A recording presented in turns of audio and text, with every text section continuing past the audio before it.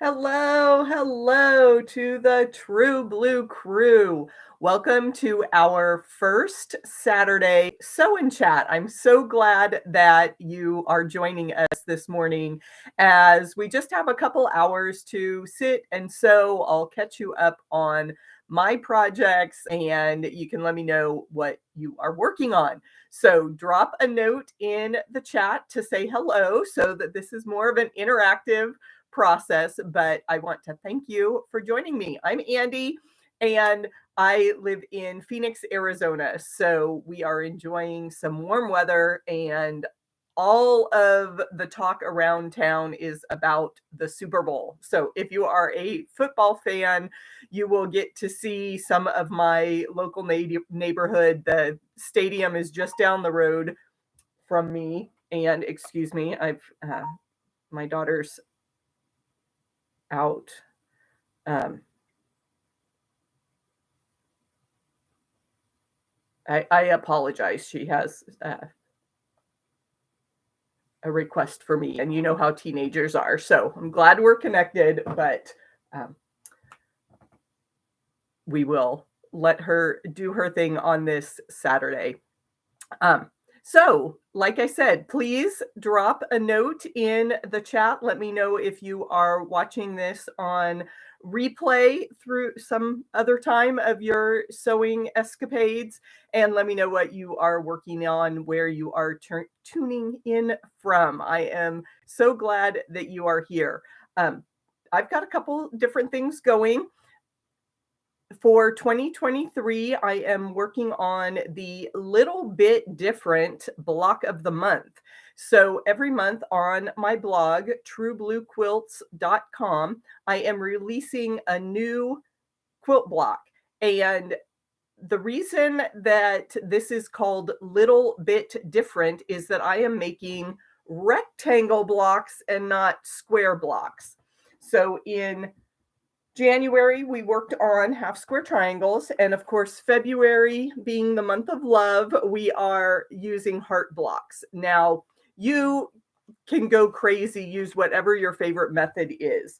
For my first block, I tried some simple raw edge applique. So this was just really, really simple. Cut out a heart from your fabric, fold it in half and cut a heart shape and do a simple applique. I did straight stitch there, but you can use a decorative stitch or zigzag, whatever you want to make that rectangle block. I am a huge fan of paper piecing, so I drafted a paper pieced version of a heart for Valentine's Day. Now, in January, I used a light background for my half square triangles. So you may want to plan your color schemes a little better and not do the dramatic light background with one block dark background. But I'm also using these as standalone blocks for new quilts. So I went with a darker color scheme in February. So totally up to you. Color choices are certainly a personal decision. And I want to say hello to Sheila, who is joining us from Alabama. Hopefully you are warming up after, I don't know how far down that ice storm got this week in the southern United States. I, of course, watch all the national news and see that there was a lot of intense weather going across the middle of our country. So I hope you are safe and warm. And thank you, Sheila, for joining us. So this is the Little Bit Different February block for our 2023 block of the month. As I said, I am releasing the blocks at the beginning of the month and also designing a full pattern around each individual block. So I'm kind of using them as standalone options, and I hope that you sew along occasionally. I don't feel free to drop in for some months as the blocks catch your fancy, but we're working with rectangular blocks to be a little bit different in 2023. Um, as I'm finishing up my January stuff. I've got my February blocks going, but today is National Quilts of Valor Day. So we are sewing along with the folks at Quilts of Valor to make their 2023 blocks. They are sponsoring a block drive, and they've got thousands of quilters across the country all making the same block, and then you can either get together with a local group and put those blocks together for a quilt in your local area. There are chapters of Quilts of Valor all across the United States, and there are some international groups. I believe there's a Quilts of Valor group in Canada as well, and I'm not sure, but I would imagine there are similar efforts in Europe, Australia, South America, Africa, Asia, all the countries, as we honor our fighting forces. So thank you to our veterans that have sacrificed and keep us safe. Amma is watching from Canada. So Amma, please let us know if you've heard of a Quilts of Valor or similar organization in Canada. Thanks so much for joining the True Blue crew this Saturday. So as I pause just a minute, I've gotten those ding dings from my daughter.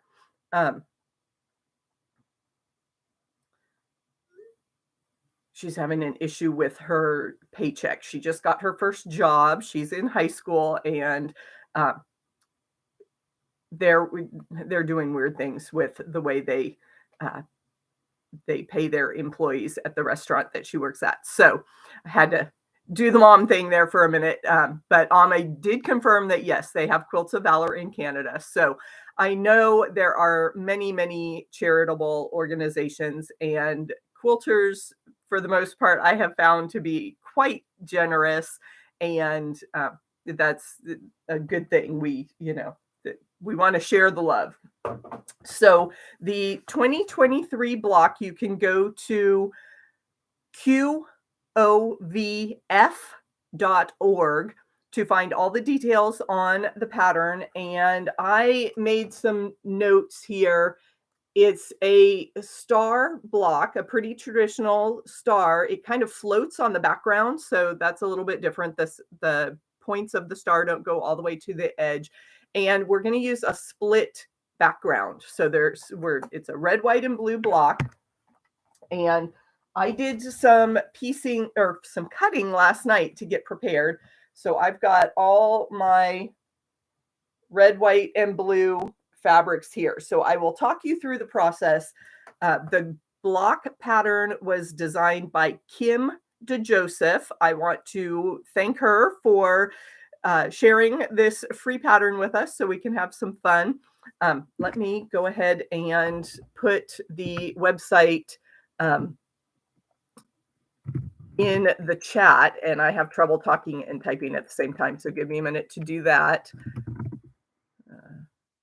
Split back star.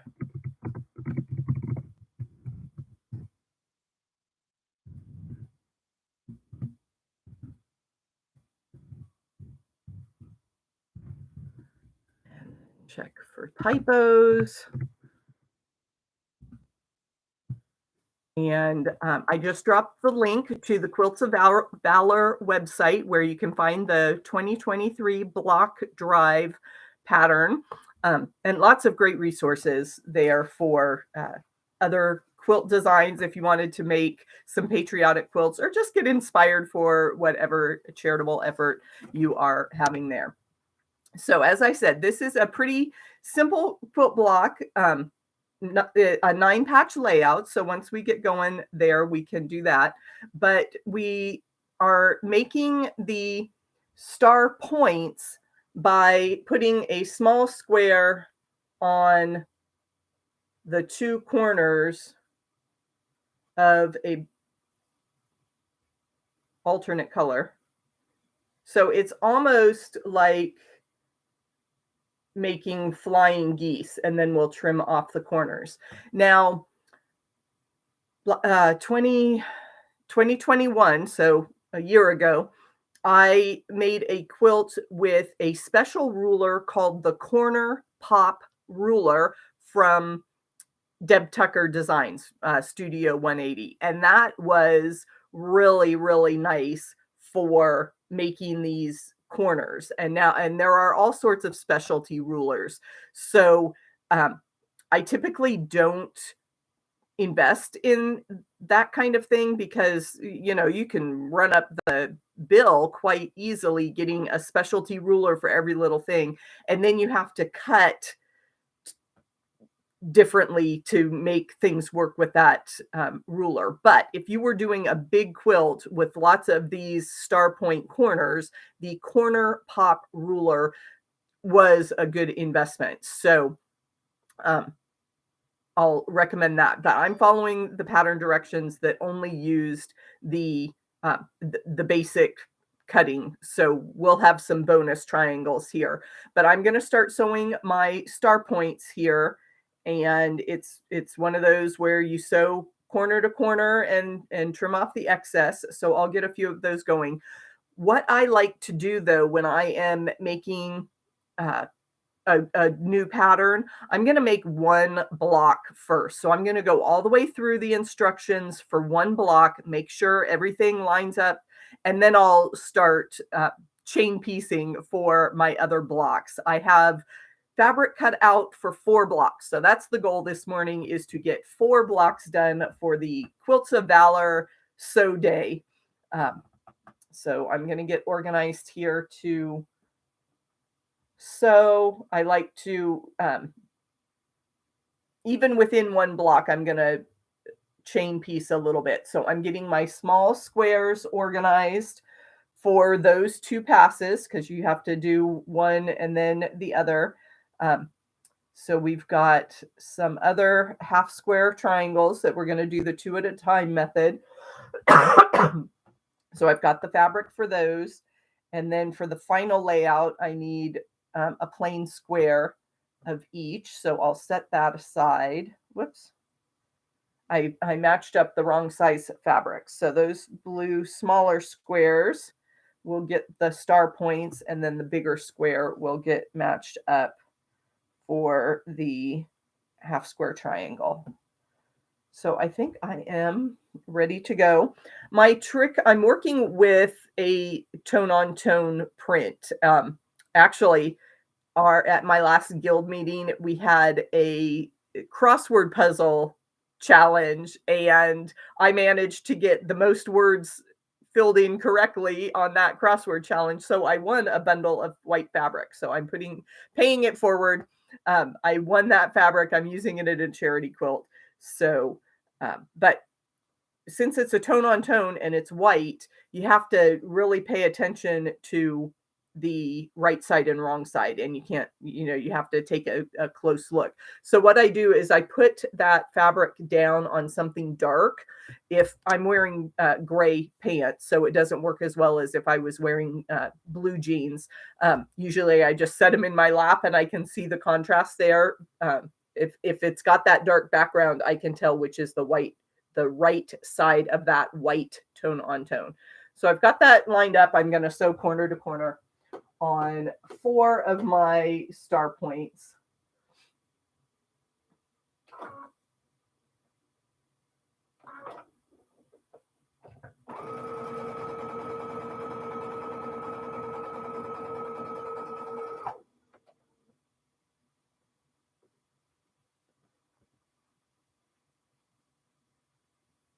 And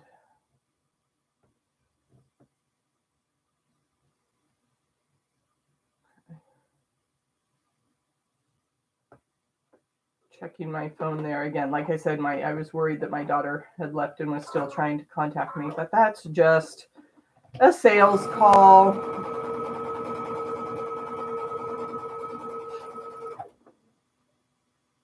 And Amma and Sheila, that have said hello. I'd love to hear from my other True Blue crew, folks that are watching us live. If you're catching us on the replay, thank you so much for spending time with us. I'd love to hear what you are working on. Are you sewing for charity blocks? Do you have some other project going today? I love to hear about other people's quilt projects. Show and tell is the best part.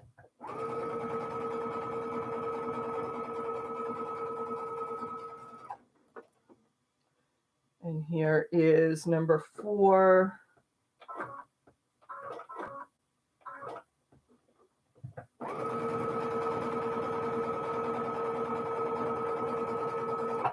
Okay, and let me motion warning as I move the camera a little bit. You can see my machine and I can talk a little more about what I am doing. I've got my handy little gadget here, the Blade Saver trimmer. I just put a used rotary cutting blade here and I can use the slots to trim. So I was working on those half square triangles from my January project. So I can just simply cut and get those out of the way.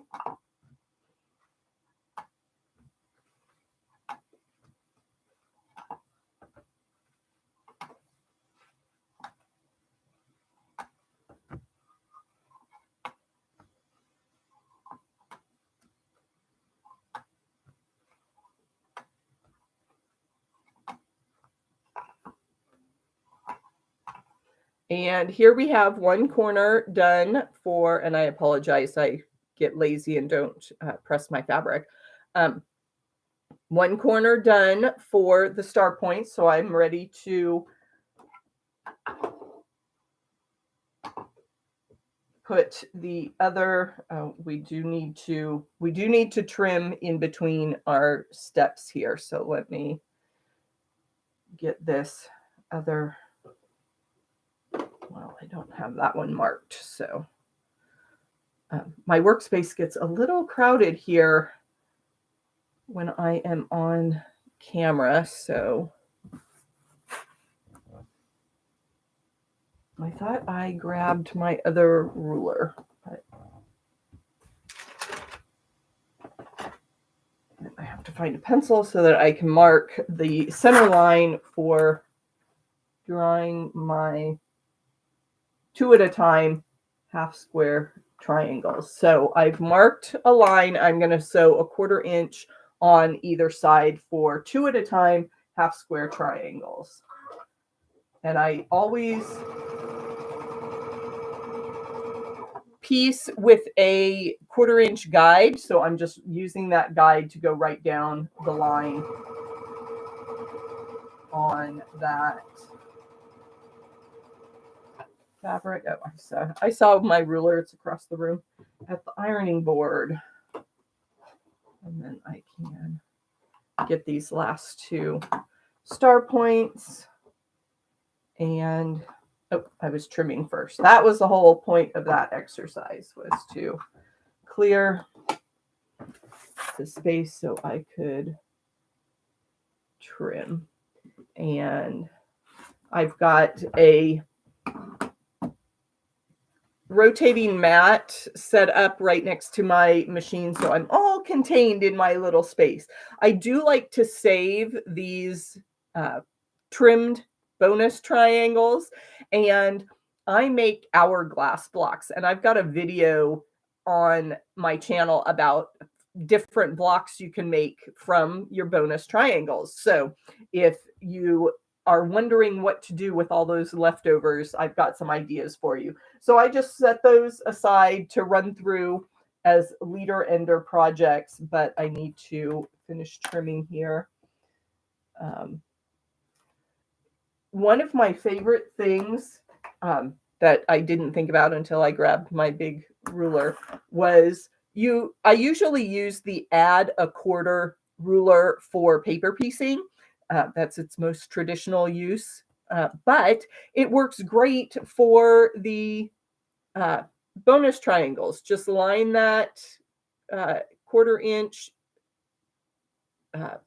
groove on your seam line, and you've got a easy trim. And again, those bonus triangles go in a pile for leader enders. As I get in between steps here, you'll see me grab those. And 1, 2, 3, 4.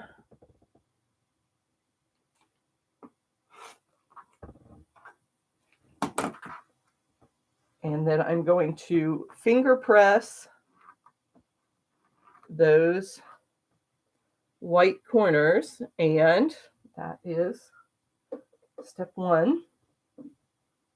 And then I'm going to add a second square. And now I am going to rotate my block, and I'm going to sew from this side of my square down to the star point. Notice how the whites overlap.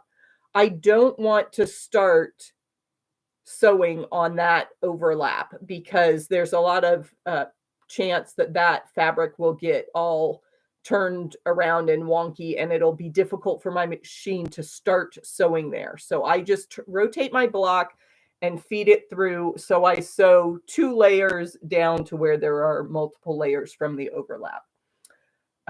Oh, Sheila was doing a quilt as you go half square triangle quilt, queen size. Yeah, that's a lot of half square triangles. Oh, goodness. I hope you are recovering from your health issues, Sheila. And yeah, best wishes for speedy recovery. Those kind of issues are no fun. But I'm glad you're here with us today. Now you'll see that I did not mark these little white triangles that I'm using for star points. And some people do. That's quite all right if you need a guide to sew that. What I have done instead is I actually marked the bed of my machine. The throat plate that goes under the needle, my bobbin cover actually. My bobbin cover has some markings that I use to guide and make sure that I stay on the line. I've just extended those lines with a Sharpie, and I just put some dotted lines down here on the bed of my machine. Let's see. Actually, you can, it's not going to show, but I just took a Sharpie and I marked on the bed of my machine where the fabric needs to line up to stay a 1/4 inch away. You can also use that seam tape. It's a narrow 1/2 inch strip of tape that you can put on there. That's a good way if you don't want to mark your machine. But I figure Sharpie's okay. It does wear away, so I have to remark. You can wipe it off with rubbing alcohol. I suppose nail polish remover might work, but if you're concerned, it's advertised as permanent, but on this plastic, it certainly can wash away.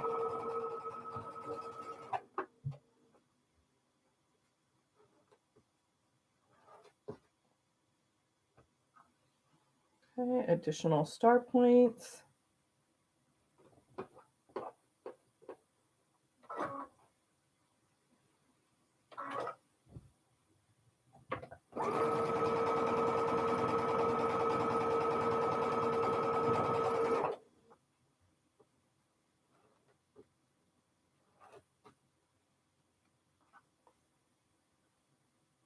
So I do have to admit that I love doing these group charity projects where everybody's sewing. I get a little overzealous and I volunteer to collect the blocks. And then I have quilts that just get added to my UFO pile. I have blocks that I am still working on from the 2022 QuiltCon charity event. Since QuiltCon last year was here in Phoenix, I brought those charity blocks home, distributed most of them to my guild, but still have a couple bags that I need to keep working on. And then for Quilts of Valor, and this is over 5 years ago, so I'm feeling very guilty. I volunteered to take in some of the block drive blocks and have been slowly working through that pile to get those quilts into finished stage and presented to our worthy military members.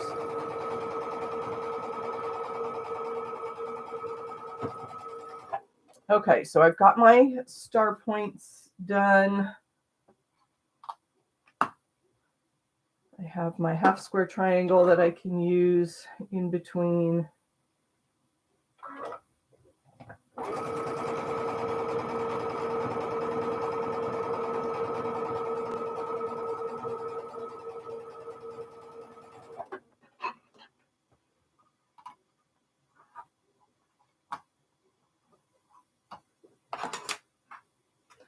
Okay, so I've got one star point that was trimmed. I added the other one. I'm ready to trim that.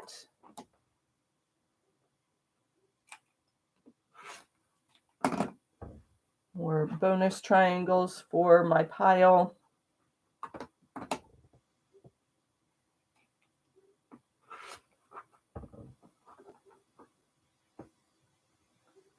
And it is time to change this blade. I'm getting a little, that one hit thread that it doesn't cut is generally an indication, but we'll power through today. Okay. So I do need, like I said, I sew hourglass blocks. So I take my bonus triangle and I sew down the straight side, not the long diagonal part.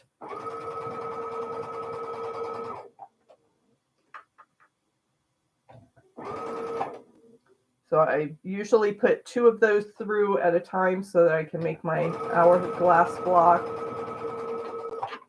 And then I have all the pieces that I need for this particular block, because I like to lay out the entire block. Even though I know how it's going to go together, I could have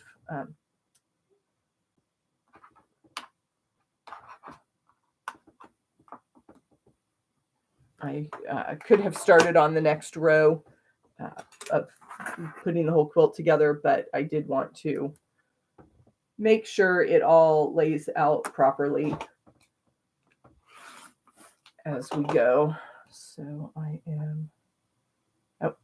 do need I've got my 2-tone half square triangles, because the background, as the name of the block implies, split back star. The background is split, half red, half blue. And I need to trim these. So I like to use and people wonder why your studio is always a mess. It's because you need so many different things and so many different steps. I use the block lock ruler, and it has that nice groove for squaring up my half square triangles. So that'll be one corner.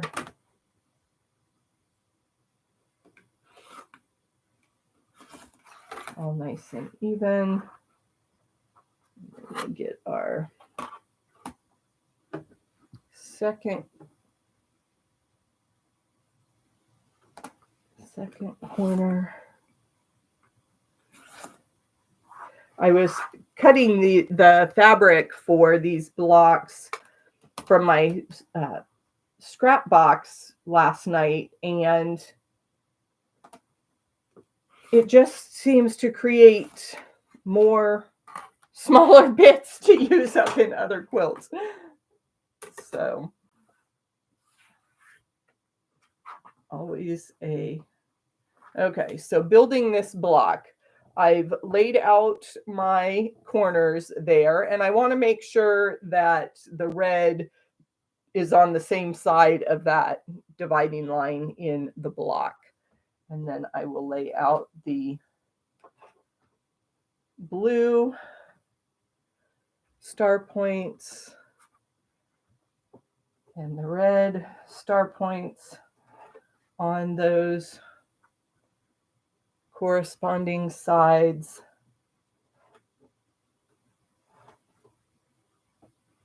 Fill in the corners and grab a white square for the center. And there we have I don't want to tilt this so much, all my fabric will go flying. There we have the basic layout for our split back star for Quilts of Valor. This is the 2023 block drive block. So Quilts of Valor asks that quilters who would like to support this effort make this block pattern, and then you can either find your local Quilts of Valor chapter to coordinate finishing the quilt or send them, and the address is posted on the website for sending them to the national group. So I am going to start sewing my 9-patch block together. Now that all the components are made, I can just chain piece this as a 9-patch.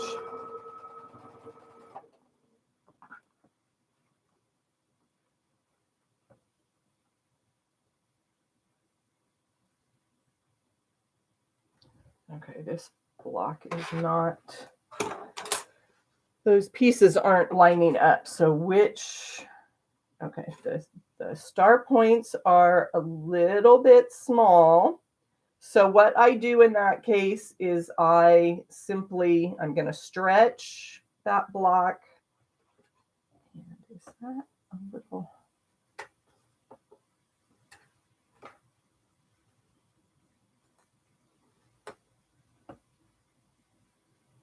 Yeah, that one was a little bit big.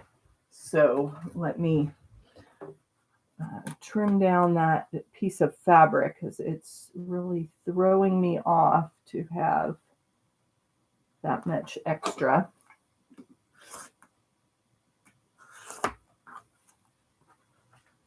Okay. Now we can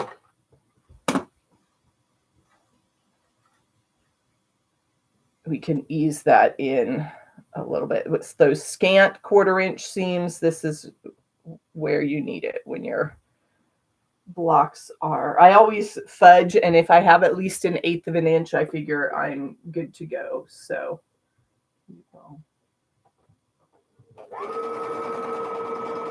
make it work.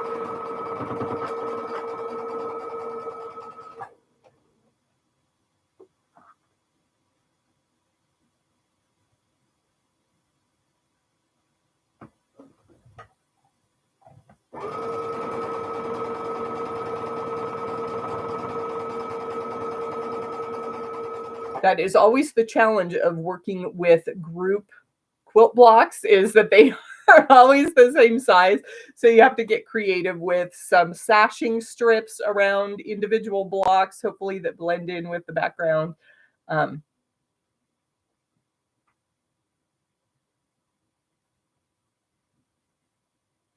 Oh, Sheila, sounds like a very, very rough time that you're going through, but thank you for being here. I'm glad that you are finding some hope in the quilting world, and we send all our prayers that you will be fully recovered and back to normal soon.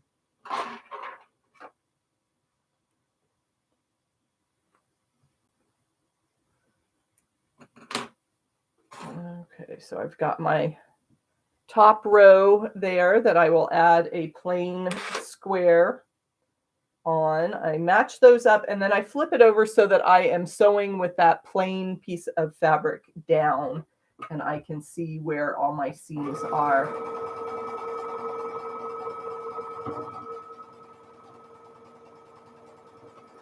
Line those up. My middle square gets star points on both ends. So when you make your test block the first time through, you can kind of see where things will line up. So I can make a bunch of my star points and put them with these center squares, and that will speed up the sewing process for the other blocks.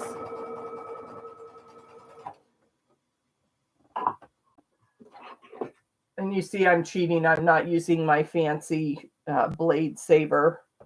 But when I only have 1 or 2 units, you know, if I have that long chain of half square triangles, then I do that. One thing I do want to point out when you're attaching your star points, that intersection is your 1/4 inch guide. So you want to aim right inside of those cross stitches, and then you will not lose your star point on the front. So it's always good to be able to read your fabric and your stitches as you're going along. I learned that in knitting, being able to follow what the pattern looks like as you're knitting rather than referring to the paper all the time. Understand what's going on with the fabric or yarn or whatever your craft medium is.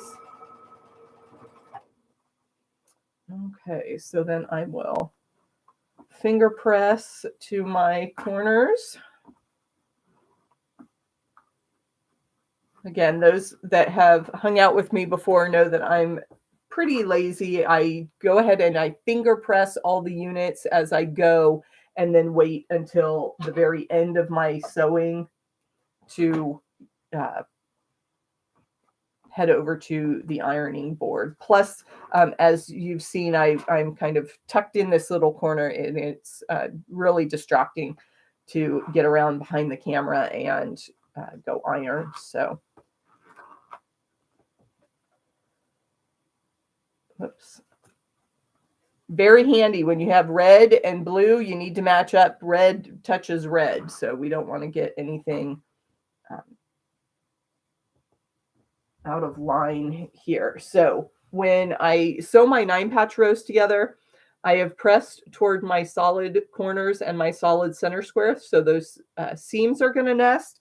And I do put in pins. I have not used pins on any of my fabric yet today, but when I get to the final rows of my quilt block, I do. Anytime those seams are intersecting, I will pin.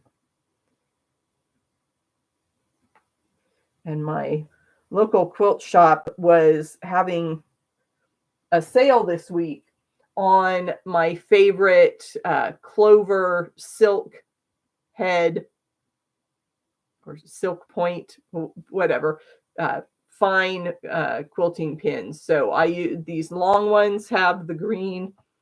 These are over 1 inch long, have the green and the orange tips.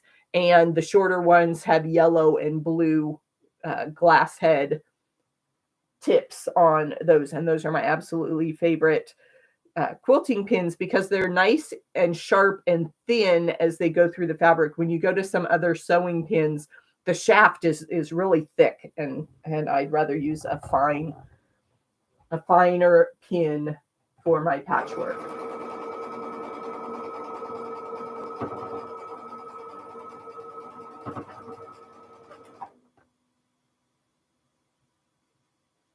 Again, I'm aiming for that intersection so that I don't chop off my star points.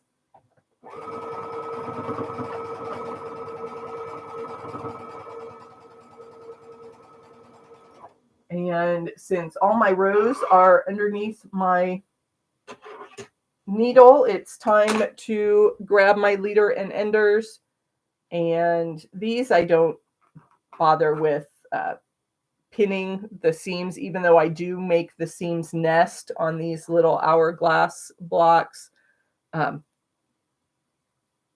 They're just, you know, kind of for fun. They'll go in a crazy quilt at some point.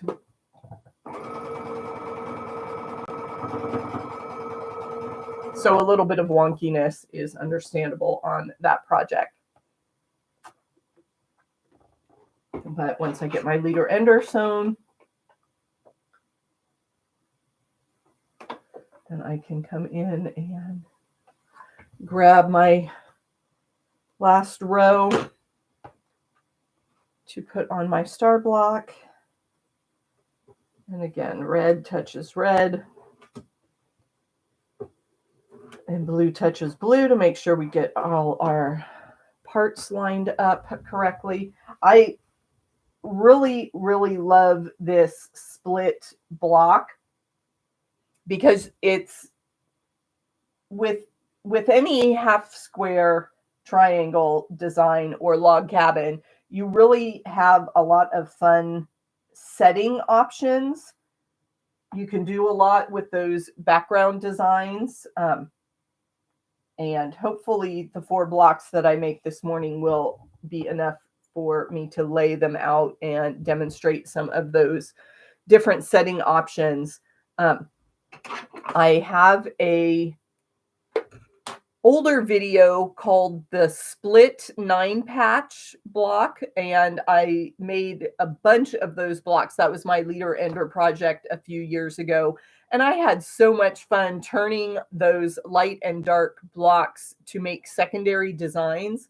And that video has a free layout download. So if you are interested in looking at some of those layout options, I just put a note in the chat. Look for the split 9-patch video, and that has a free download for some layout options that you could use with any log cabin, half square triangle layout. These star blocks would be another fun choice.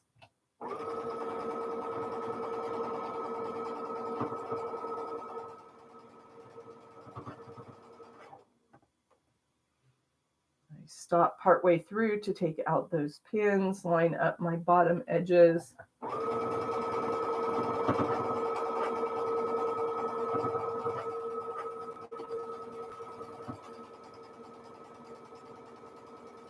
then we sew to the end, and we're ready for another leader ender triangle.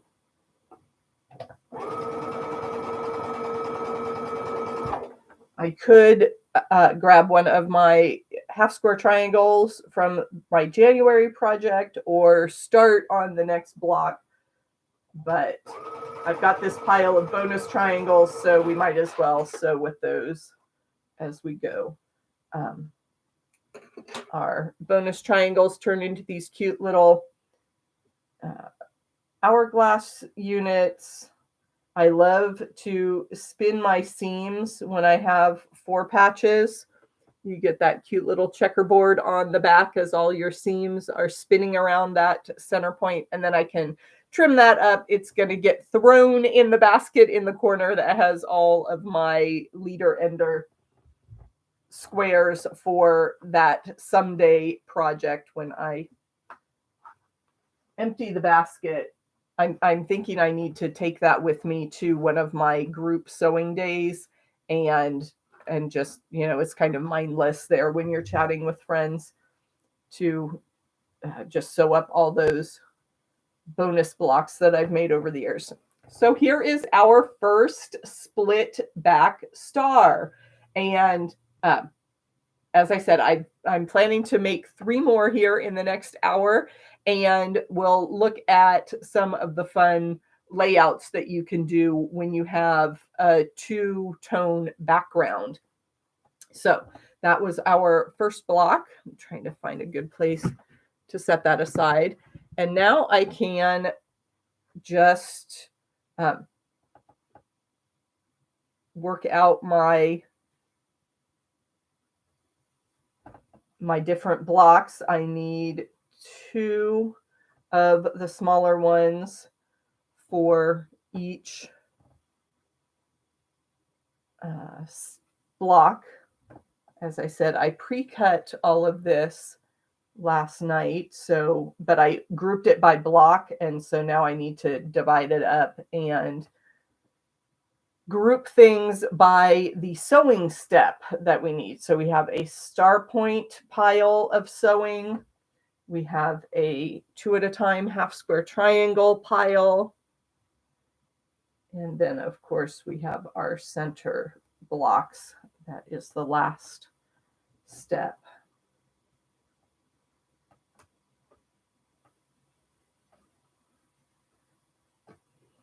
Okay, and then I need to mark these half square triangle pieces. So let me get those lined up.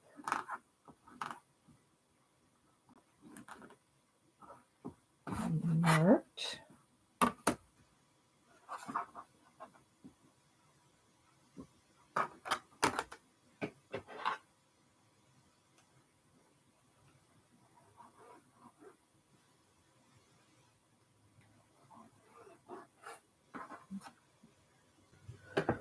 One. I had a friend who would take her squares for 2 at a time half square triangles. She would fold and press them on that diagonal seam so that she wouldn't have to mark her squares. Have a great day, Sheila. She is going to take off and get her other activities done today, and that's wonderful. Hang out for as long as you like. Thank you for being here. As I said, she would fold and press, and that way she wouldn't have to mark, but she found that she marked a few and her accuracy was better with marking. So it is one of those kind of tedious steps. Same thing with trimming up half square triangles. That can be a tedious chore sometimes, but I love the results so much, so I'm willing to put in the effort. Kind of like cooking, you have to do some of that prep work in order to have that delicious meal. So we'll do the prep work to have gorgeous quilts.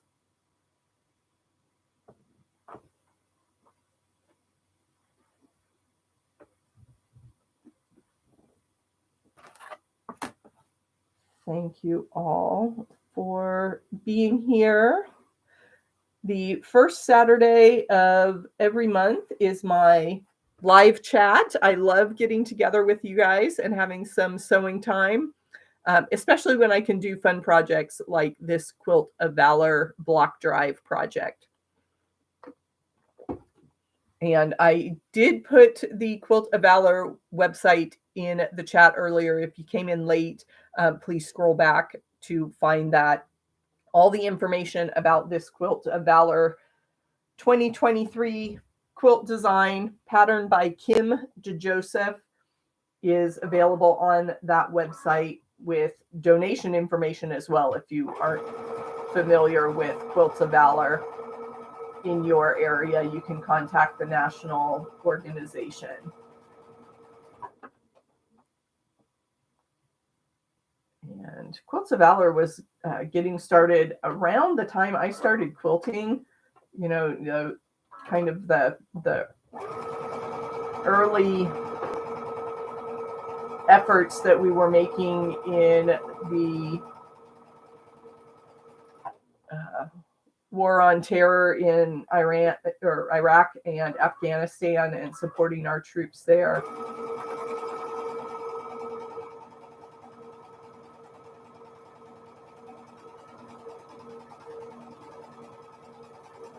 Well, hello, kitty. Yeah, come on. My cat decided to wander in. They usually stay. Come on. Come say hi. They usually stay out of my sewing room, but this one wanted to say hi this morning. This is Harley. This is my love. Yeah, we have two cats. One was my daughter adopted as a kitten. And then a few years ago, I went to the pound and fell in love with this girl. And she is very sweet, but she is definitely my cat. She doesn't really like anyone else in the family.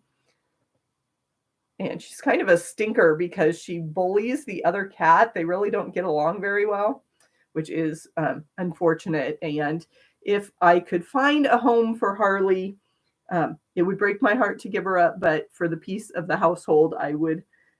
I've tried, but nobody wants to adopt this pretty girl. So she'll come get some love here on my lap for a minute.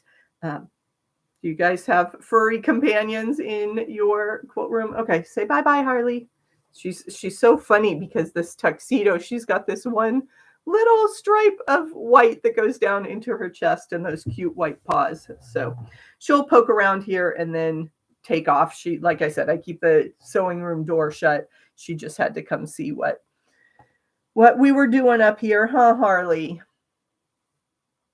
Okay, so I've got my half square triangles sewn. I can start on my star points here with the first little white square.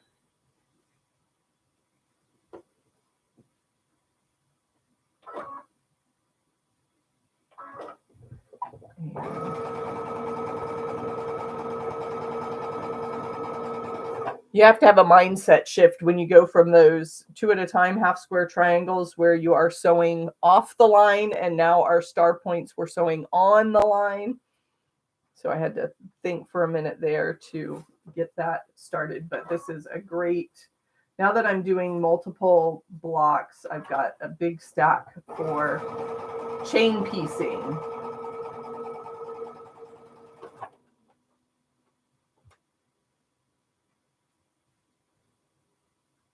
I was trying to think about layouts for this quilt, and how many blocks you would need to make a twin size quilt. The recommended size for Quilts of Valor is 60 by 80, but with 12-inch blocks, it's hard to get to that 80 unless you put some accent rows somewhere to get that extra length, because with 20 blocks and a couple of borders, I can get to a 60 by 72 pretty easily.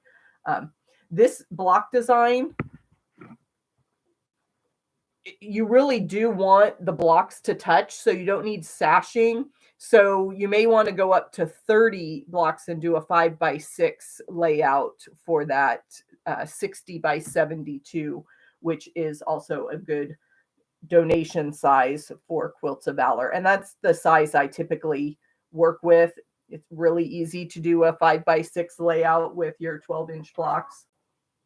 So I'm all about easy math.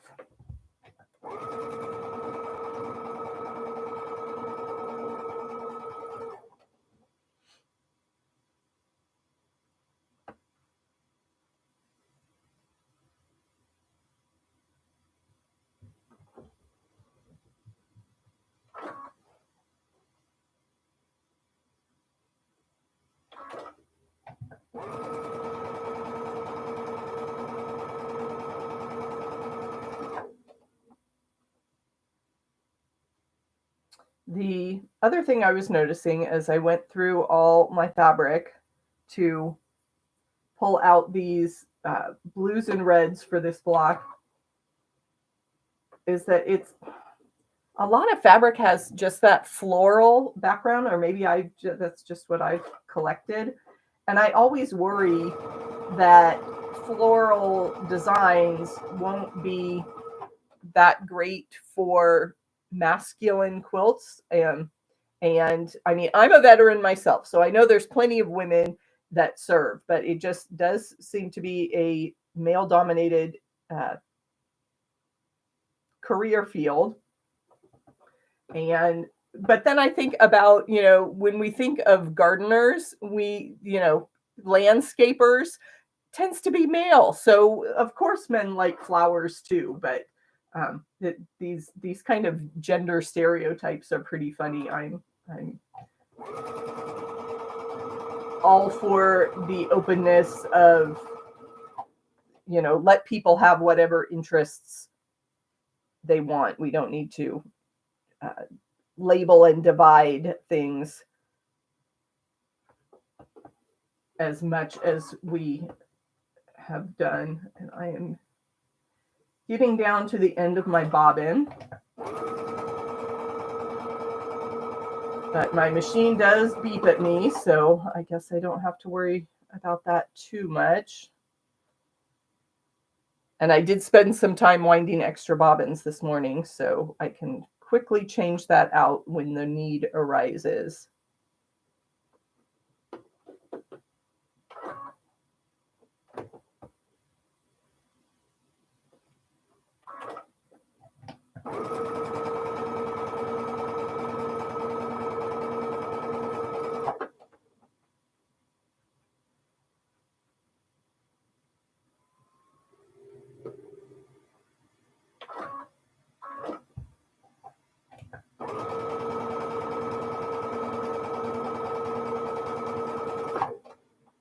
And just like that, we are at the last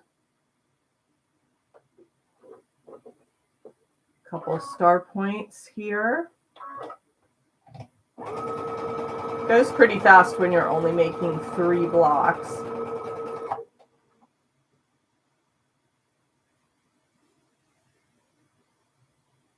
I love taking a quilt from start to finish.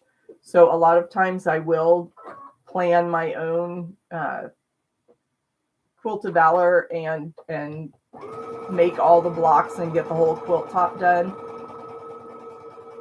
But for something like this, I just, I want to support the cause. I don't have the time to devote to making a whole quilt out of this pattern. So it will be nice to just put my blocks in the mail. And I will try to do that this week after I get these done here today.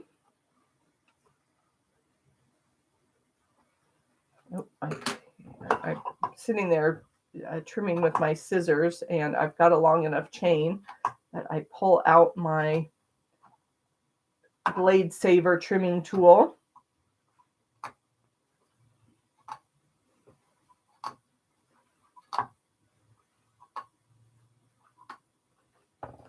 Okay, and then I can come back to my 2 at a time half square triangles.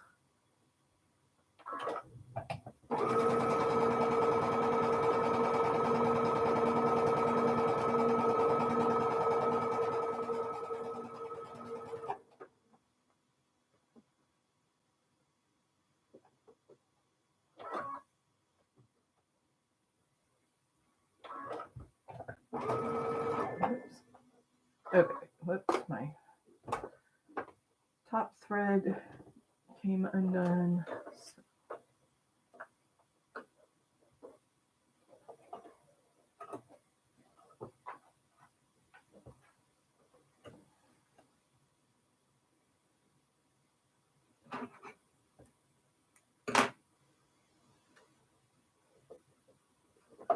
3 thread.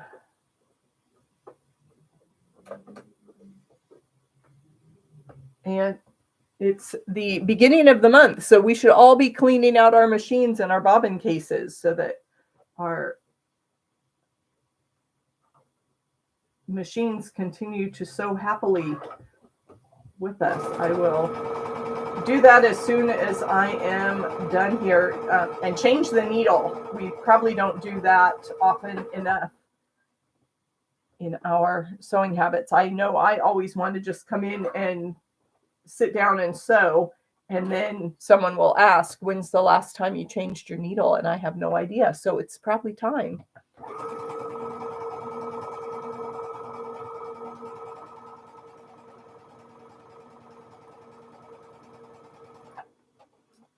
Okay, so I've got my 2 at a time. I need to trim So I'm coming back to my add a quarter ruler to trim off these bonus triangles from the corners and add those to my leader ender pile. I love that phrase that Bonnie Hunter came up with for those in between pieces that just get us started. And I actually was listening to another quilter, and she was actually teaching a bag class. And you know, the foam that you put in a bag has a significant height to it, more than just a couple pieces of fabric. But she says that's the important thing of a leader ender, is that it keeps the height of your pieces under your presser foot even. So if you start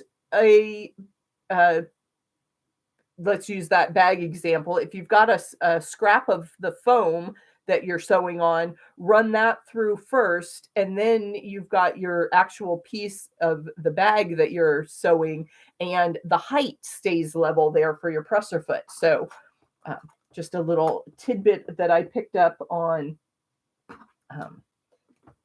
sewing, because you don't want that needle to go up and down over hills and valleys there in your sewing.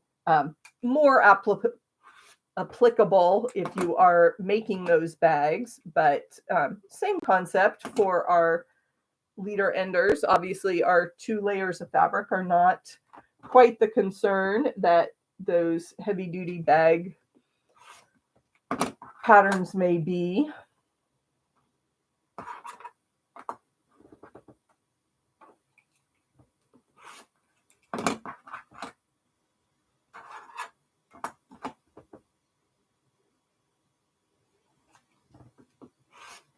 So I did, I was talking about the fabric patterns. I did choose this white, actually just has a tiny little leaf pattern on it.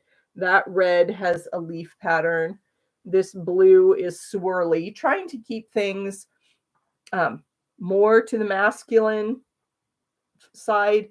This had a very subtle, it is kind of a big rose floral pattern. So that one may not read as masculine as some of the others, but it's all good. Flowers, nature, everybody can appreciate nature. It's not just one gender. So I'm convincing myself, I'm getting over myself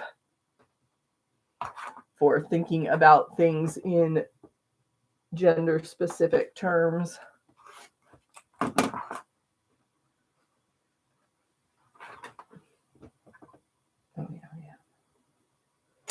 One more, I was wondering where my pair, since I've got 2 of each color, where that last square was, and it was still part of the chain.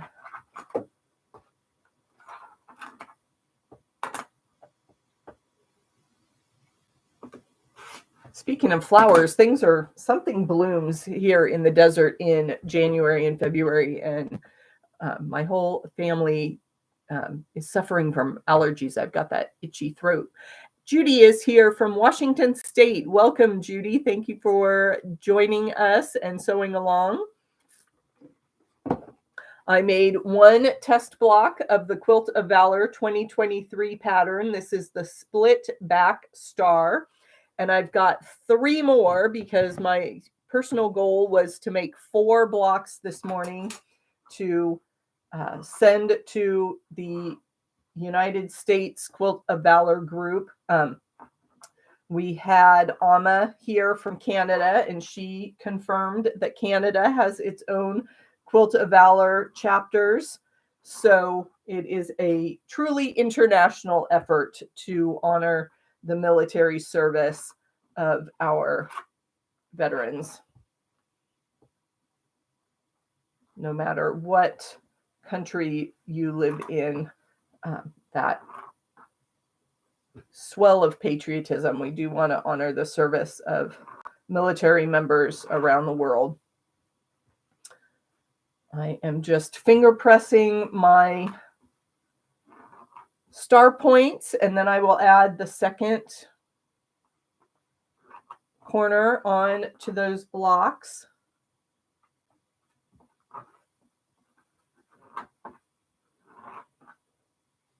The other fun thing with a block drive like this is you get such wonderfully scrappy quilts, and these are the scrappy quilts that I like best, the ones that do have a color theme. So, you know, patriotic quilts using red, white, and blue. I tend to throw in gold for a lot of my patriotic quilts too. So I have those 4 colors, and then just mix and match within each of those color families to create a fun, scrappy quilt. I tend not to be as enamored with it. Just it doesn't appeal to me when you just throw all sorts of wild combinations in. I tend to like to group my colors so that you have a purple block or a green block or a red block, or, you know, rather than put purple, red, green, and blue all in the same block. But that's just my personal preference. I've seen wonderful quilts that have absolutely that the full rainbow effect um, for that scrappy goodness. But it's um, one of my sayings too is quilters love all the colors. It's um, totally open that yes, we may each have our one shade that we're drawn to the most, but throw them all in. They're all great.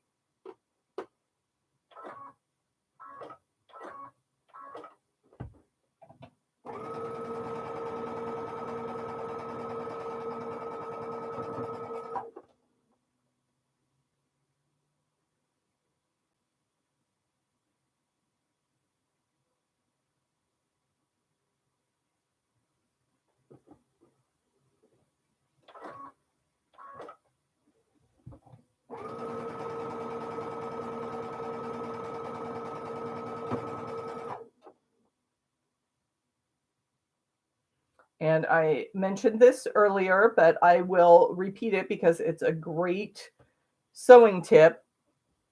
So we are adding a square, and we're going to have to sew over that seam allowance. So that means that there are 4 layers of fabric there. I'm going to turn my block when I start sewing so that I start sewing where there's only 2 layers, and I make my seam down and I end at that thicker part of the seam. If I tried to start at that point where there's 4 layers of fabric, my machine may fold that fabric back the wrong way. It may not be able to get started as easily. So I generally just rotate when I put this unit under my needle and start sewing from the edge that only has 2 layers.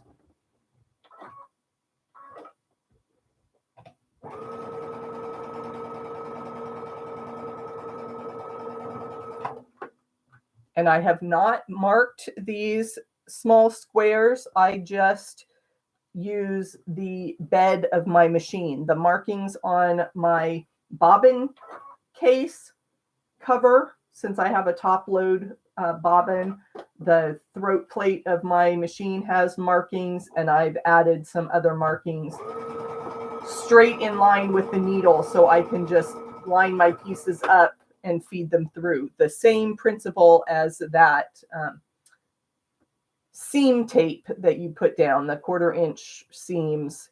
They make a little roll of tape that you can put across your sewing machine and help guide those pieces if they are not marked.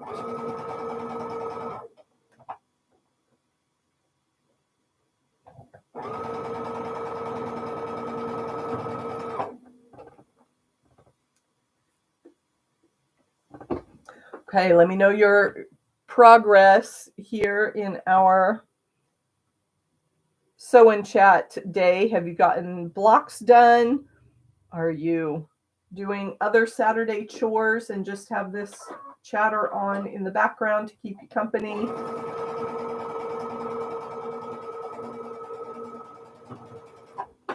as I said at the very beginning, thinking about having TV on in the background for noise, it was always sports growing up. And I've gotten out of the habit of that. We gave up our cable subscription years ago, so we don't get some of those extra channels that broadcast all the various sports.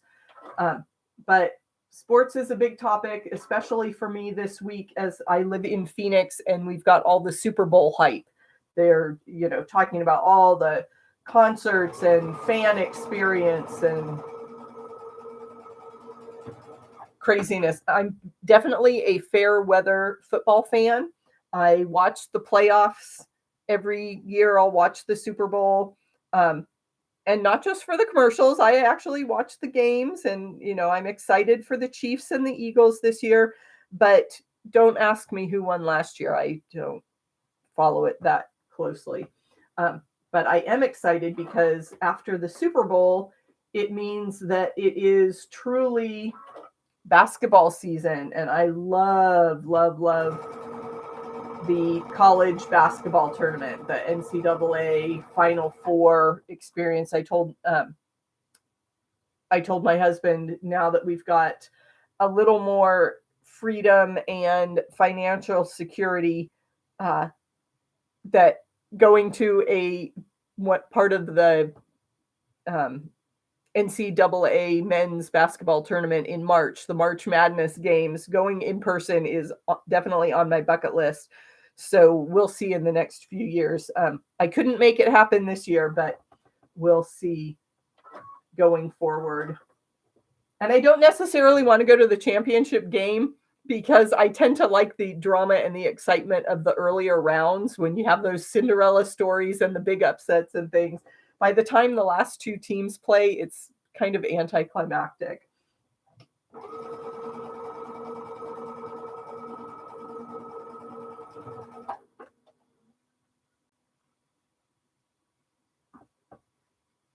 So let me know if you are a football fan or if you are going to use that as just another Sunday afternoon to sew.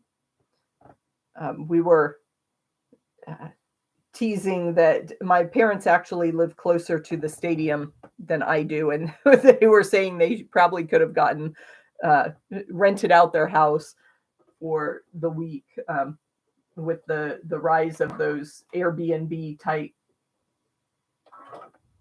rental homes. This is a big market for that kind of thing on these big sport event weekends.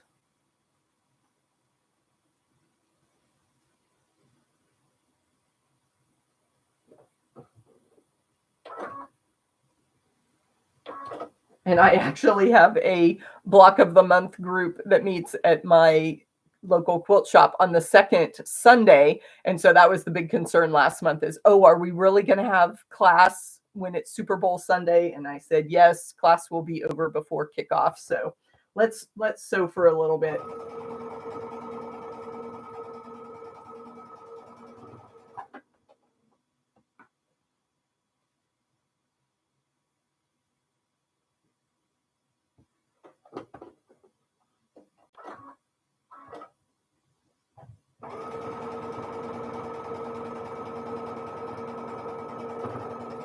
I've made a few football-inspired quilt projects over the years. My neighbor and I collaborated to make a quilt for her teenage son, and it was kind of stressful trying to find a variety of team fabric. So luckily, Joann's had enough of a selection that I could get a bunch of different football themed team specific fabrics. Those different NFL logos are licensed, so you can't always find specific team fabric, but you can go with the color scheme, and I could find some generic sports themed fabric. So the quilt came together nicely. And then I had enough scraps left over to make a team specific pillow for another friend of mine. So those were fun projects as well. I think I am ready for another trimming session. So I need a leader ender here, another hourglass block, so that I can trim all my units and lay out the blocks to sew the rows together. The rows of the block, it's a 9-patch block, and I've had a little extra bit of fabric left on that one.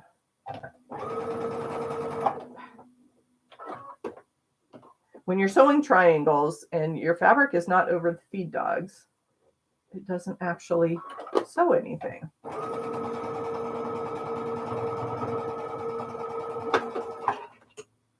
One of those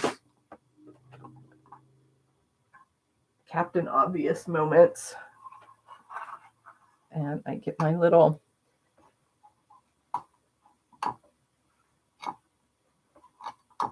trimmer set up. I know I've shown this several times. It's just so cute.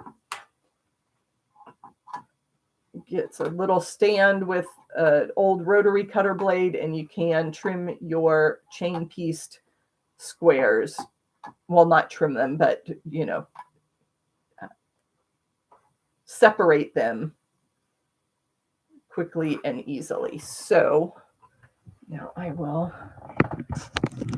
change the view just a little bit because I'm going to stand up and trim, and we don't want to get any weird body parts on camera there. Pencil.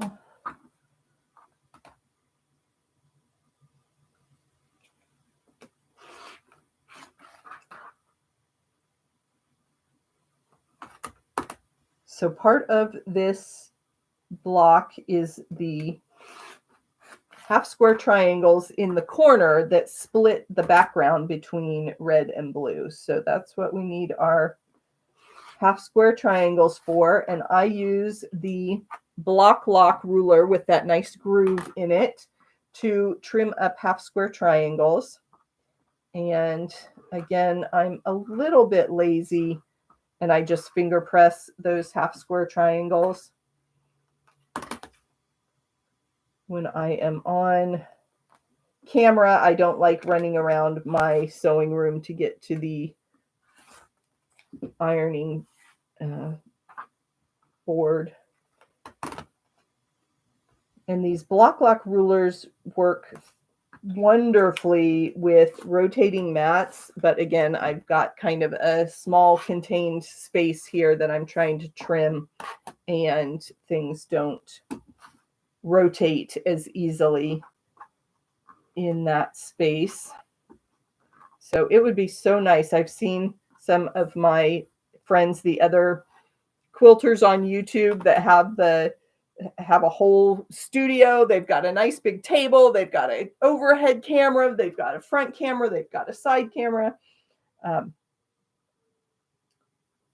Someday I will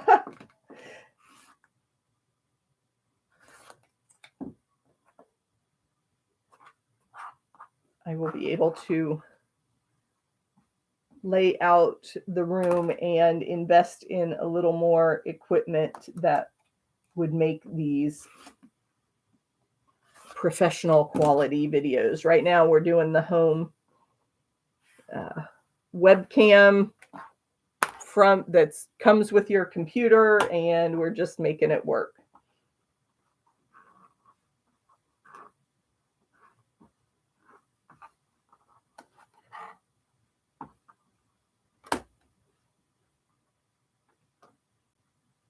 So tell me what kind of quilt blocks you make most often. Do you do stars, flowers? What kind of other geometric stuff? Curves? Are you a circular person?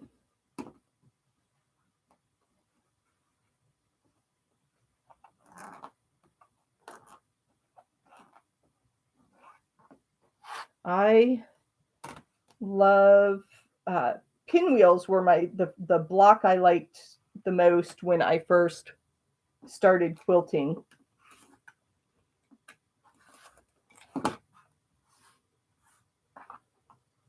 But star blocks are about my favorite. Stars and pinwheels. Yeah, that pretty much does it for me.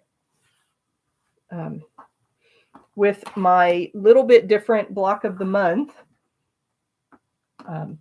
I shared that February was going to be hearts, and so I like paper piecing, so I made a paper pieced version. I started out with these spikes on my heart design using the triangles. I think I'm going to chop those off because I like the flat topped heart better than the spiky heart. Or you could just applique. So little bit different block of the month. February block was hearts. So I do some other shapes, but stars and pinwheels show up a lot. I am exploring some other classic quilt block patterns in that block of the month. So you will have to stay tuned to see those interpretations throughout the year. I've been sharing those on my blog. I haven't had time to come here to YouTube and do a block of the month. So maybe I'll do a quarterly roundup and show those blocks, 3 of them at once for March. Try to block off some time for my quilt blocks. And unfortunately, I still work full time, so I have all these great ideas for quilting that I can't fit into my schedule with work and family. So at least we have our first Saturday sewing sessions that I am committed to, so we can all meet up here at least on the first Saturday of the month for our sew and chat time. So let me know in the comments what your favorite quilt block design is. Are you with me on the stars and pinwheels, or do you do some other shape more or style more often? I am not an applique person, so this is as fancy as I get with just a simple straight stitch raw edge applique, freehand cut that heart, but I have obviously seen some gorgeous applique quilts.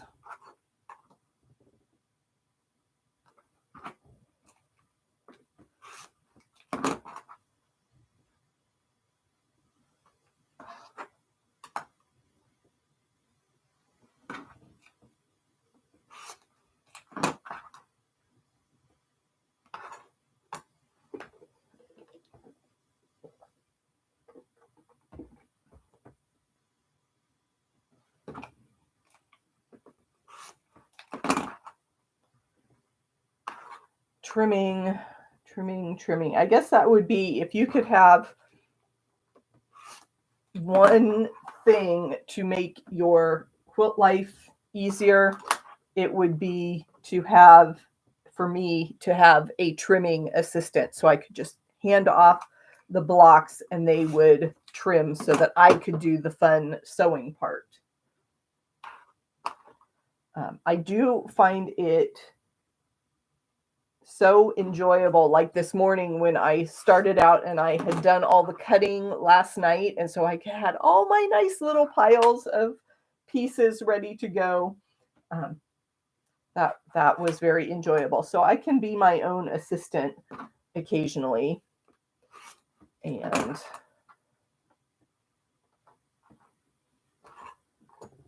get that step done ahead of time.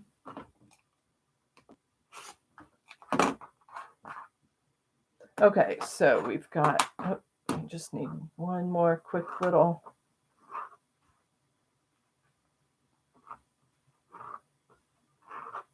pressing step. I'm going to lay these blocks out as I go.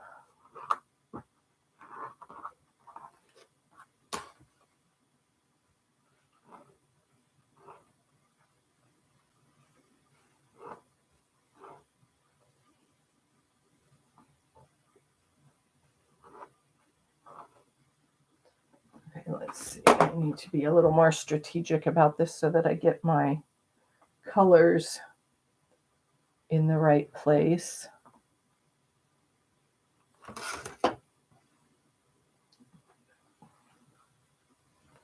That is the problem with sewing your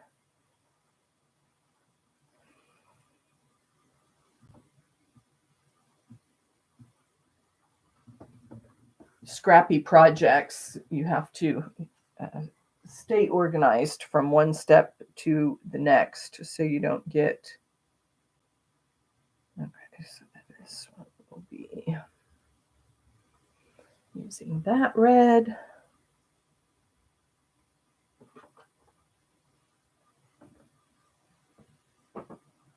I put my red with that color combination, and then the last one is kind of these solids, marbly texture there. I have a hard time sewing with strictly solid fabric. I love the tone on tone, or the, you know, the marbles, or the little, or the linen looking grunge, moda grunge. Oh, I love the color variations that you find with that fabric.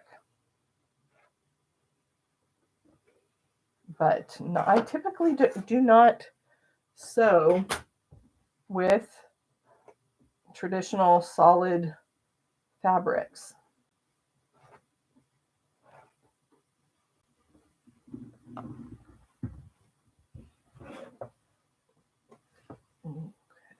So here we go. So when I have, here's the strange thoughts that go through my head. I've piled up all of my components to sew the stars together. So then I think, okay, I'm working on, you know, the first two squares that go together. So I sew these. Then do I continue through the whole pile of these two pieces, or do I find the other rows that go with these fabrics?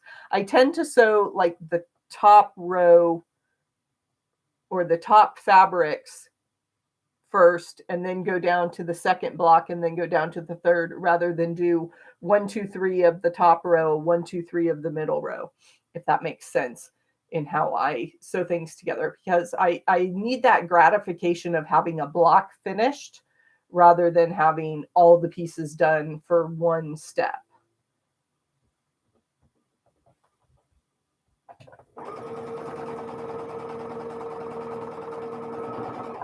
And that's the great part about quilting, is there typically isn't one right way. Whatever way works for you is going to be fantastic. And I'm glad I double checked that fabric, because that white tone on tone would have been upside down.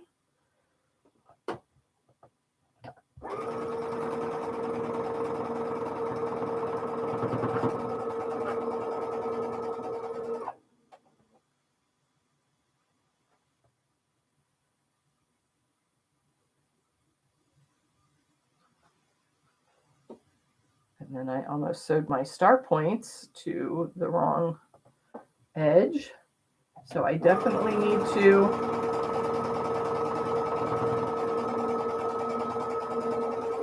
stay in the moment and focus on what I am doing for these quilt blocks, because it would be wonderful to get them all sewn together without having to rip anything apart.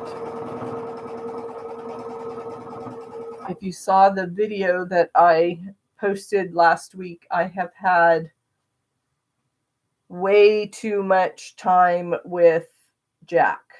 We all have met Jack the Seam Ripper.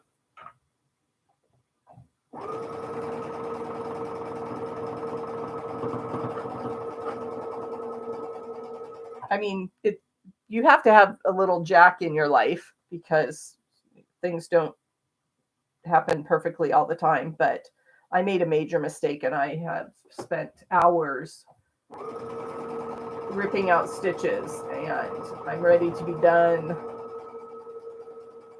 with that experience for a while.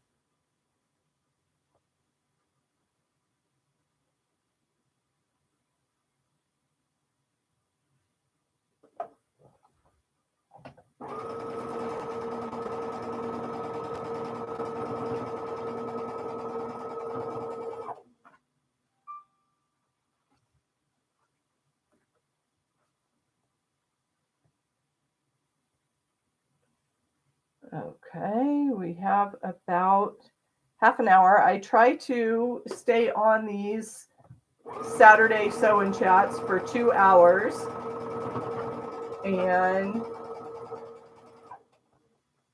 I will definitely have these blocks done. And then the fun part, I will show you some different layout options. So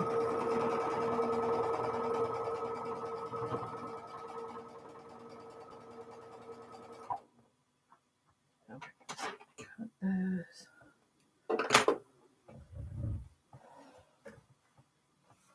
Oh.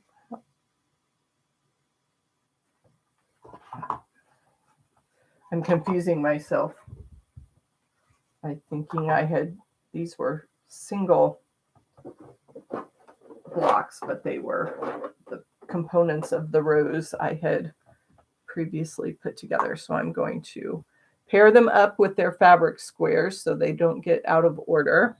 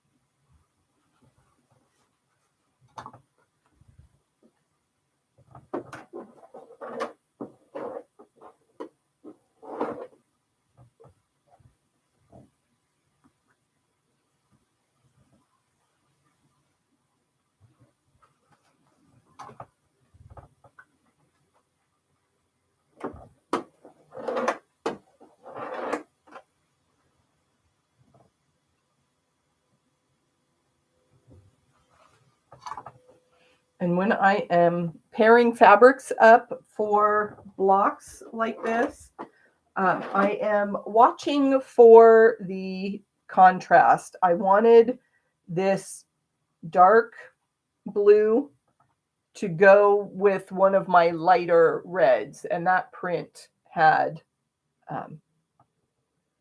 was lighter in my group.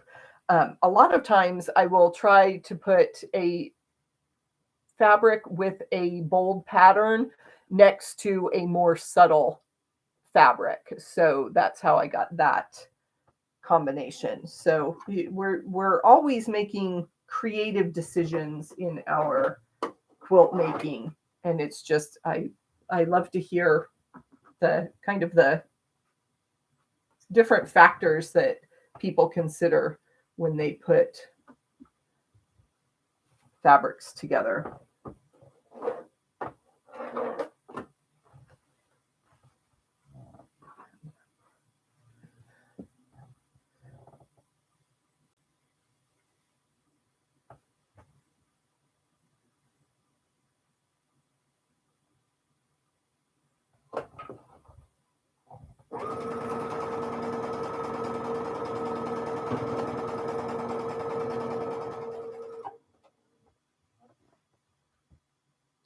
Okay, I am still curious about what your favorite quilt blocks are. I go for stars, and pinwheels are a close second in terms of my favorites. So tell me what your favorite quilt block or shape there is. Do you make a lot of stars, or are you piecing some other pattern?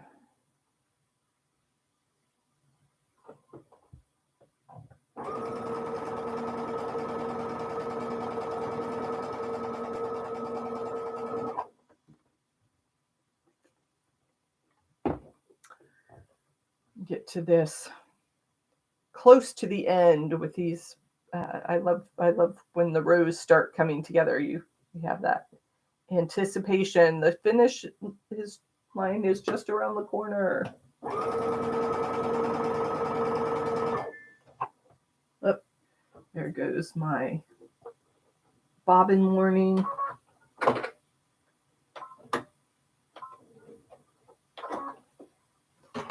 So I will. I get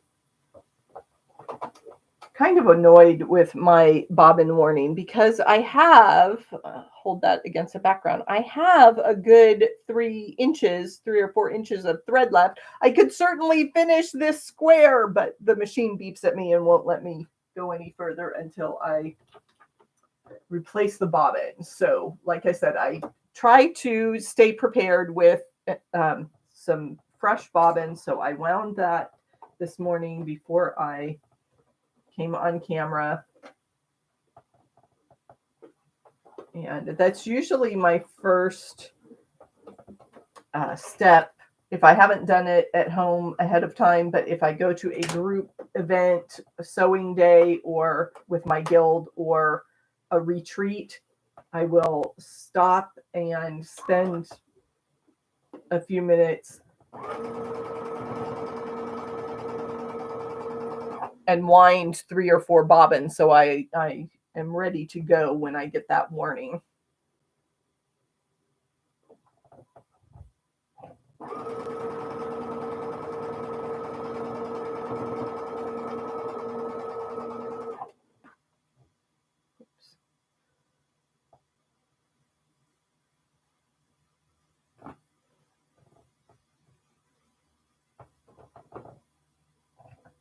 Oh, I was wondering what I was doing. I completely changed my pattern. I told you how I usually sew all 3 rows and then go to the next block that I've got laid out. And then I just started sewing all the middle rows together at once. But that's okay. We'll get it sorted here in a minute.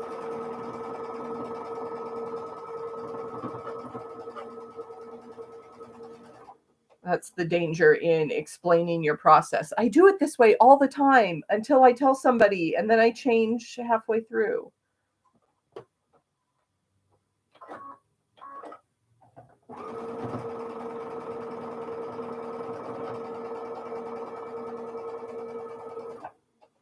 That's why when you ask a quilter, how do they know what to do or what step comes next? And the answer is always, it depends.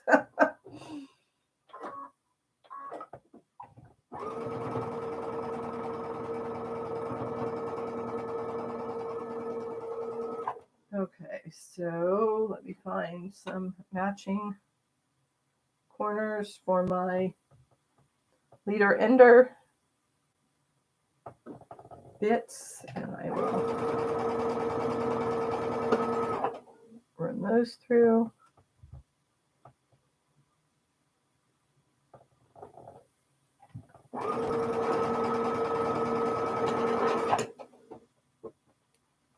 And then I can separate all my rows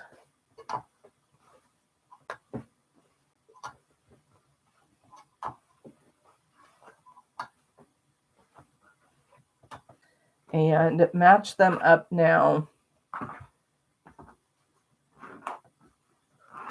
with the corners.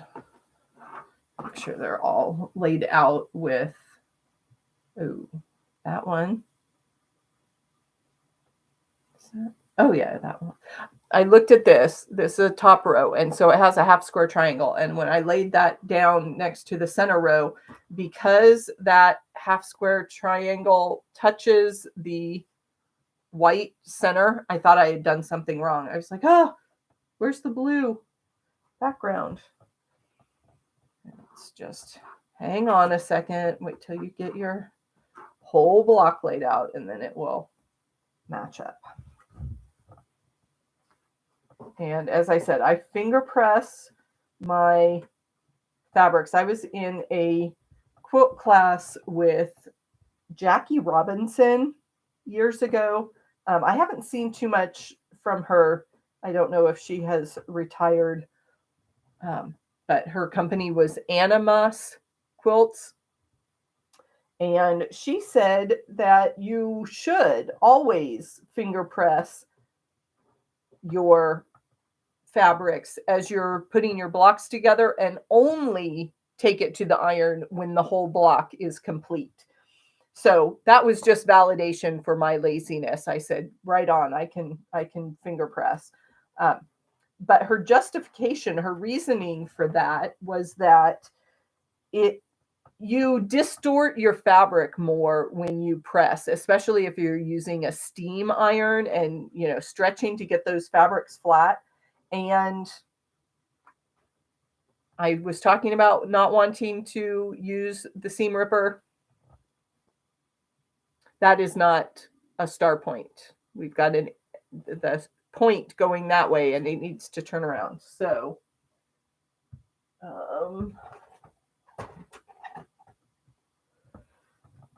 find my seam ripper, and we'll get that ripped out and sewn correctly.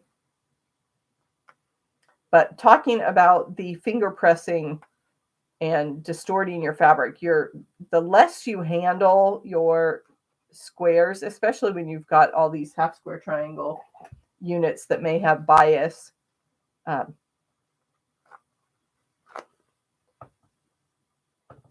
I just finger press and give it the steam iron at the end to make sure my block lays flat. I do go ahead, you saw me rip those seams apart.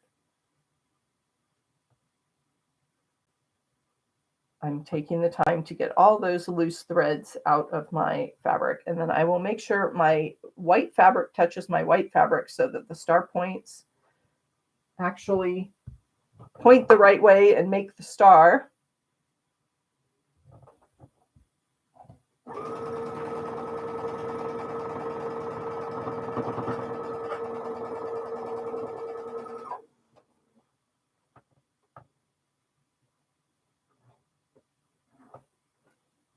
Okay, so I will flip that to the bottom, because with our chain piecing, we can't do that yet.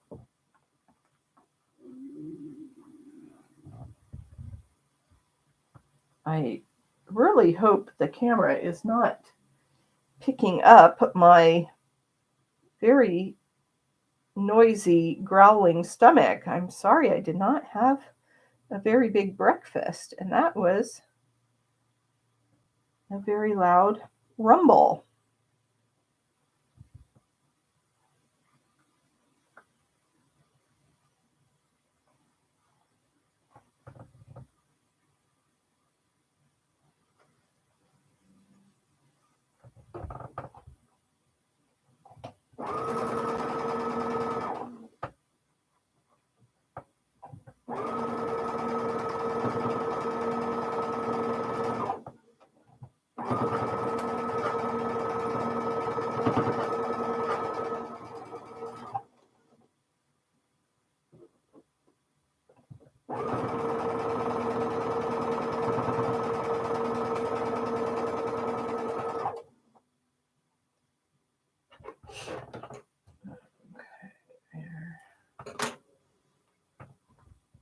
These 2 rows are done. Oops.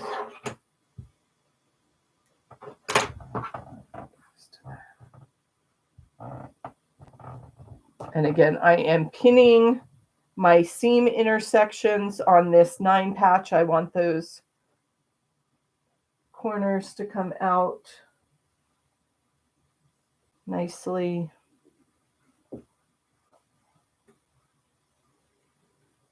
I have pressed away from the center square on the top and bottom row and towards the plain center square on the middle row.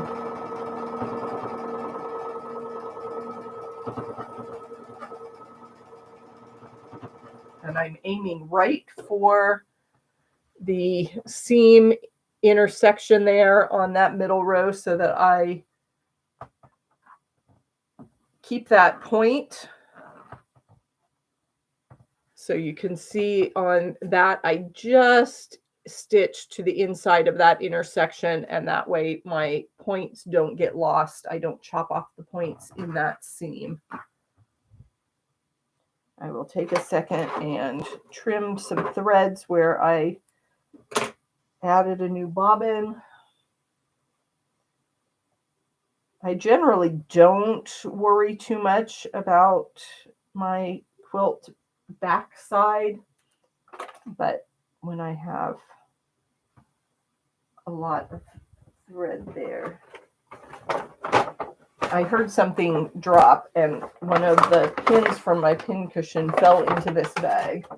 So I want to get that back in the pin cushion so that I don't have loose pins on the floor, because I am not being 100% safe right now. I'm sewing in bare feet, and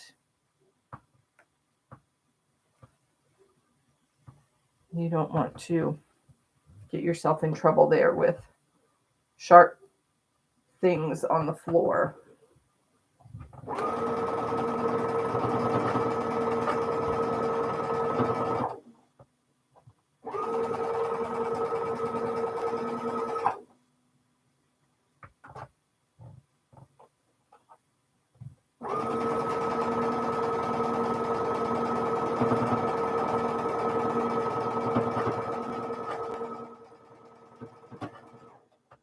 Okay, we are almost to the end here. I've got my last row for these star blocks for the Quilts of Valor project. Let's see, I can need a leader ender before I can put this last row together. So I will quickly get those. And we may go over time a little bit just because I want to play with the layout of these blocks. And you can always go back to my split 9 patch video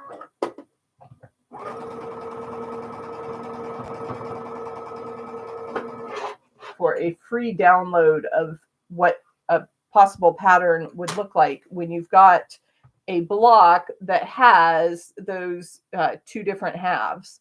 So you can see I just need to add this bottom row.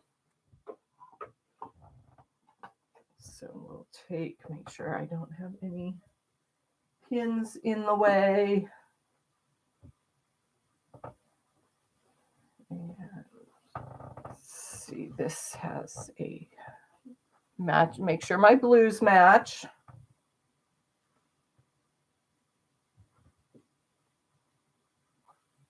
Although you could do this block with scrappy blues and reds in the background, I like to make the overall quilt scrappy, but each block has the same fabrics in it. So I am nesting my seams there for my rows. This block comes together really nicely with that 9 patch arrangement.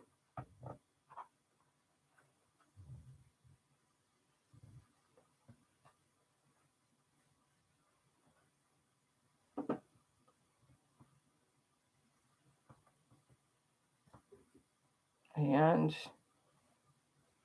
the question to the group has been, what is your favorite quilt block? And I love star blocks. You can see my star quilt playlist. Those are my favorites. And I'm always curious what other people's favorites are.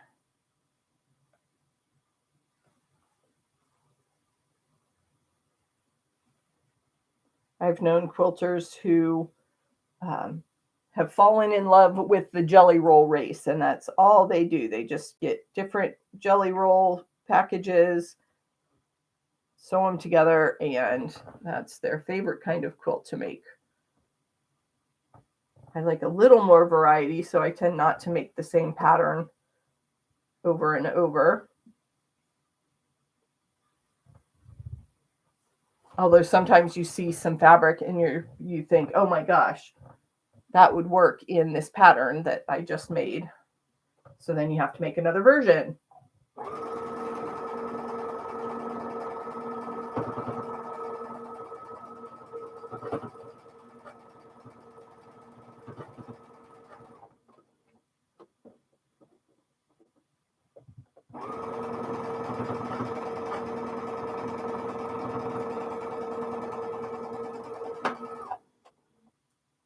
Okay, there's one.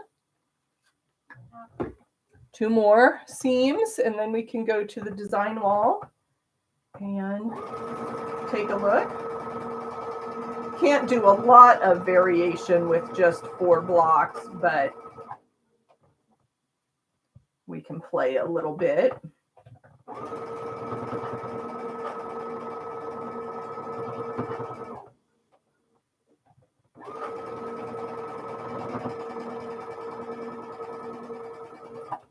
That's why it's tempting to contact Quilts of Valor and volunteer to gather a lot of the blocks, because you have such fun laying out the different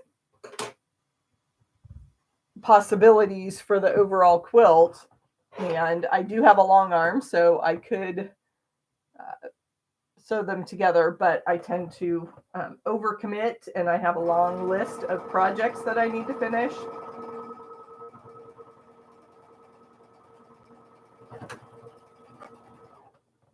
So it's better not to do that. I think of the Navy when I do that. Never again volunteer yourself.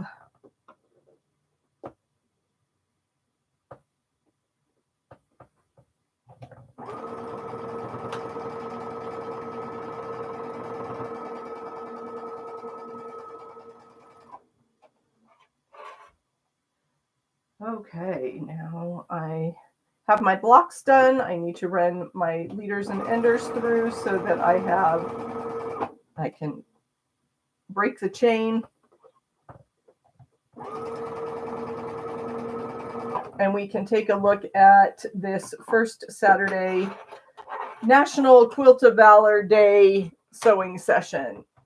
And our split back star. As I said, I have not pressed these, so you get that. Oh, doesn't help that there's a pin in it. That's why that won't go flat and show you that star with the split red and blue background. So give me 2 seconds to clear off the design wall. Motion warning coming up as I move the camera to show you my design wall, and we take a look at what we can do with split background quilt blocks.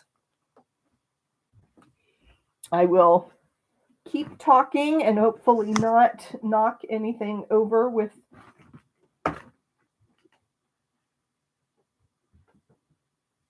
navigating my quilt space to get to the design wall.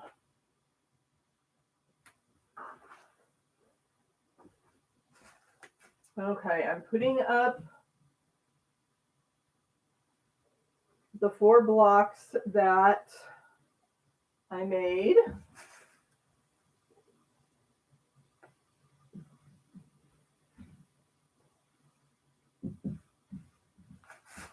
Okay, are we? I used this trick last time. I will put this block here, and that way the motion won't be too bad as we take a look at my super fancy design wall. All I did was use thumbtacks to put a piece of batting on the wall. Got my husband's approval. He's the handyman. I made sure that he was okay with some holes in the wall. Eventually, when we leave this house, we'll have to patch those up. But that's what I have done for a quick and easy design wall, is just put a piece of batting on the wall. Obviously, there's all sorts of tools and different ways that you can get a design wall, but looking at some options, we have just a straight setting, and you get the rows of color going across. We can make the rows more obvious, and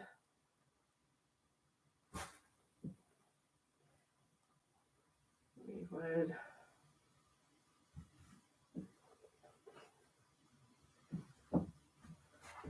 turn the blocks like that so that you have the blue carry through. So you have to alternate which direction those colors are going. But that is a really fun option as well. Then we could go to a square of color, and we could turn all the blue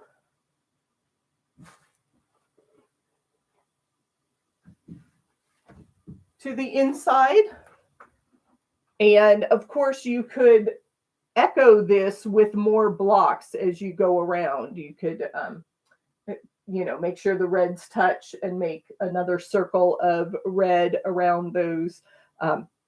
That's probably my favorite view. And you can, if you use this layout and you have more blocks, you then have fun options with those expanding rings, because you can put that blue center portion in the very center of your quilt, or you can put it in one corner or off to the side and expand the ripples that way. And that asymmetric look is really fun.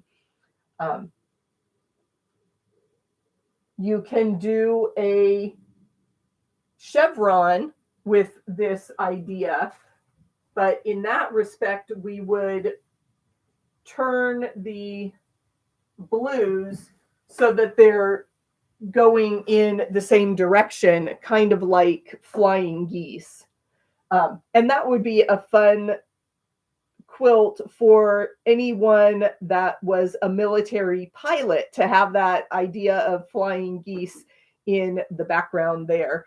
So those are three. Did we just 3 or 4 options there for layouts that I just explained? You could do the straight triangles in the background. You can do a center square with ripples in the background.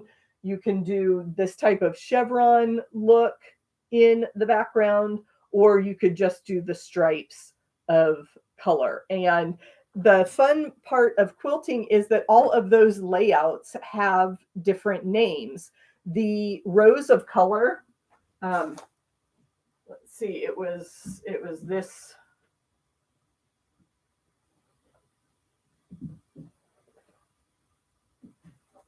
That layout is actually called sunshine and shadows, because you've got those bands of color going around. So that's a pretty fun layout. And again, a lot of these layouts come from log cabin quilts.